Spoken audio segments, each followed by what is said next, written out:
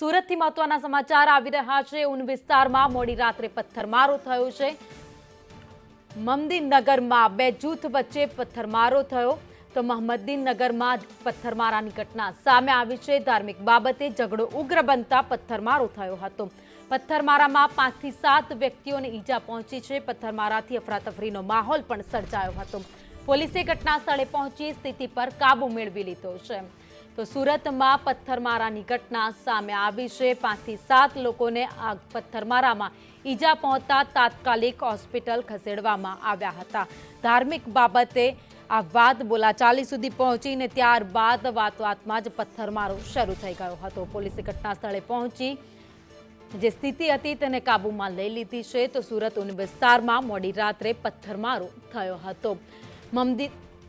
મહમદીનગરમાં બે જૂથ વચ્ચે આ પથ્થરમારાની ઘટના બની હતી, જેમાં 5 થી 7 લોકો ઇજાગ્રસ્ત થયા છે। ધાર્મિક બાબતે ઝઘડો ઉગ્ર બનતા પથ્થરમારો થયો હતો।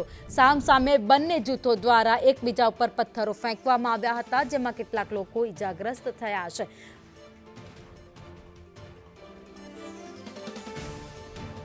વધુ અપડેટ સાથે સંવાદદાતા જયેન્દ્ર મારી સાથે જોડાઈ ગયા છે। જયેન્દ્ર, મહમદીનગરમાં પથ્થરમારો થયો।